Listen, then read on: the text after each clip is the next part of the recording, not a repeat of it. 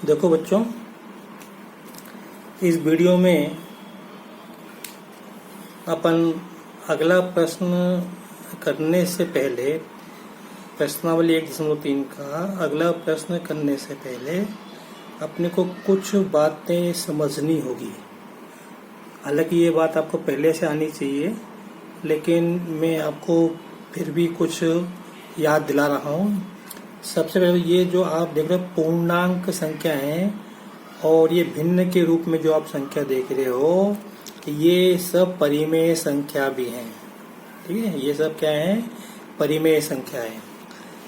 अब जैसे अपन पूर्णांक में पूर्णांक जोड़ते हैं तो हमको पूर्णांक मिलता है, भिन्न में भिन्न जोड़ते हो तो भिन्न मिलता है अपने को ना। इसी तरह से भिन्न मतलब परिमेय संख्या है। तो इसी प्रकार 1/4 क्या है? परिमेय संख्या है। 2/3 क्या है? परिमेय संख्या है।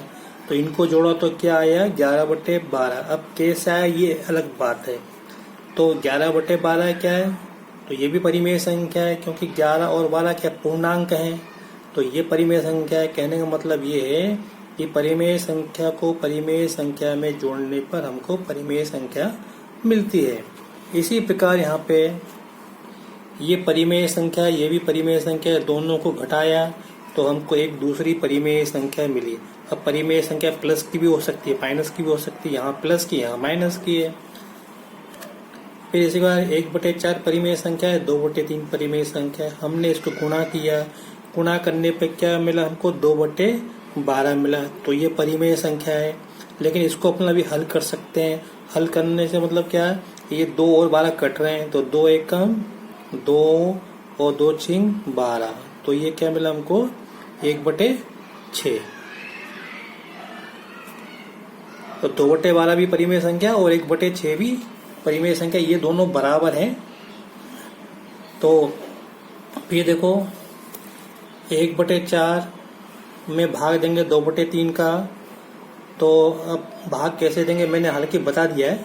1/4 तो ऐसे ही रहेगा, ये 2/3 उलट जाएगा, तो ये रहेगा 3/2 यहाँ पे। तो हल करेंगे तो क्या आएगा? 3/8। तो ये भी परिमेय संख्या है। तो इस प्रकार से हमने ये देखा, परिमेय संख्या को परिमेय संख्या में जोड़ने पर, घटाने पर, गुणा करने पर और भाग देने पर क्या मिलती है? परिमेय संख्या। अभी ध्यान रखना, परिमेय संख्या को परिमेय संख्या में जोड़ें, घटाएं, गुणा करें, भाग करें। इन संख्याओं को हम जोड़ें, घटाएं, गुणा करें, भाग करें तो हमको इनमें से कोई एक संख्या मिलेगी। आगे देखते हैं। मैं आपको पहले बता चुका हूं, फिर आपको याद दिला रहा हूं कि इस तरह की जो संख्या है ये अपरिमेय संख्या है। यहाँ पे वर्गमूल 3 पूर्णांक नहीं है, वर्गमूल 2 पूर्णांक नहीं। यहाँ पे एक तो पूर्णांक है, लेकिन वर्गमूल 3 पूर्णांक नहीं है, क्योंकि परिमेय संख्या होने के लिए अंश और हर दोनों में पूर्णांक होने चाहिए। तो ये अपरिमेय संख्या, ये भी अपरिमेय संख्या, ये सब अपरिमेय संख्या। मैंने आपको याद दिलाया कि अपरिमेय संख्या किस तरह की होती है। अब देखो, अगर अपन परिमेय संख्या में अपरिमेय संख्या जोड़ें, है ना, घटाएं, गुणा करें या भाग करें तो हमको अपरिमेय संख्या मिलती है। फिर समझ लो, परिमेय प्लस अपरिमेय, तो क्या मिलेगा हमको? अपरिमेय मिलेगा। तो जोड़ें, घटाएं, गुणा करें, भाग करें। ये देखो मैंने यहाँ पे समझाया है। 2 प्लस वर्गमूल 3 ये परिमेय है, ये अपरिमेय।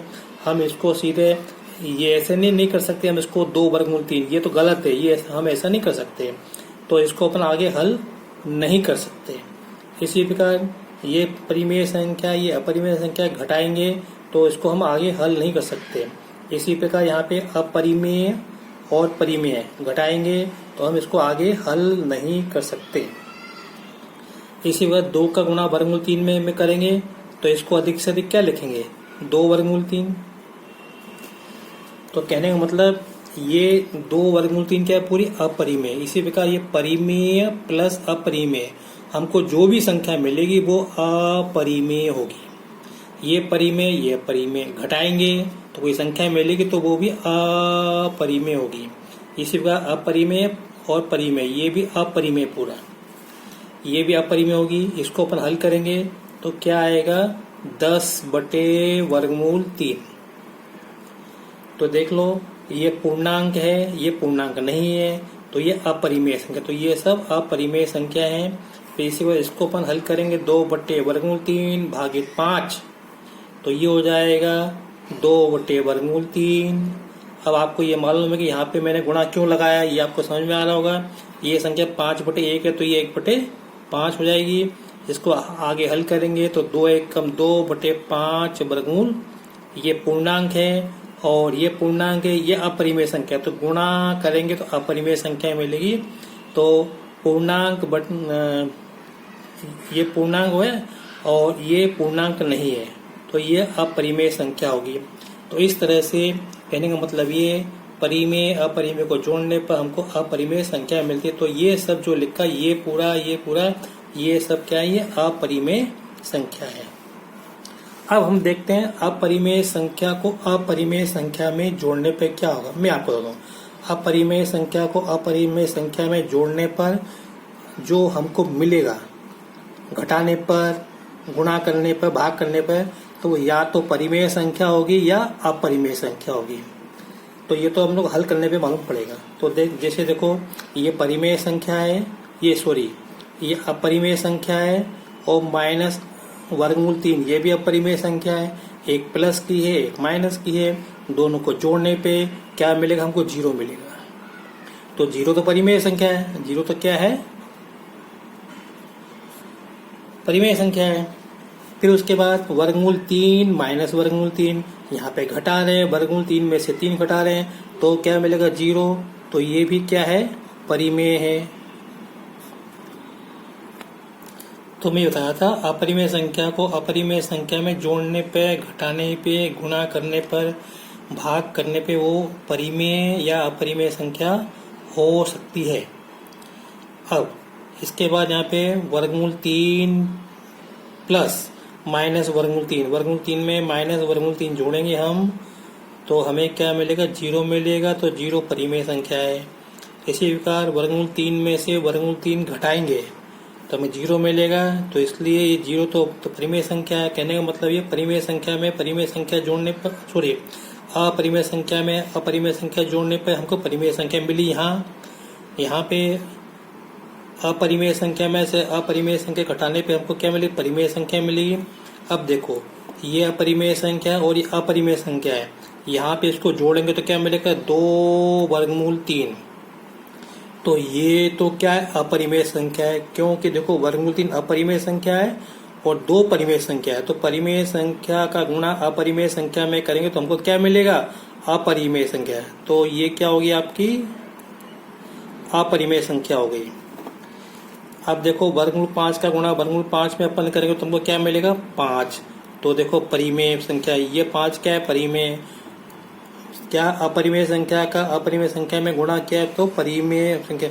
कोई जरूरी नहीं है कि हमको परिमेय मिले, अपरिमेय भी मिल सकती है।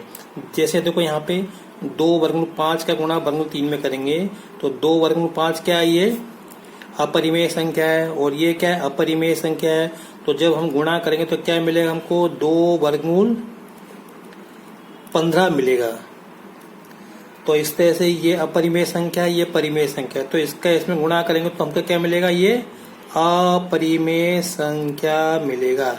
अब एक बात का ध्यान रखो कि अपरिमेय संख्या और अपरिमेय संख्या को जोड़ने पर, घटाने पर, गुणा करने पर, भाग करने पर वो परिमेय संख्या भी हो सकती है या अपरिमेय संख्या भी हो सकती है। इसी बात को ध्यान में रखना। और आगे अब जो मैं प्रश्न करा रहा हूँ उसमें इन सब का उपयोग होगा।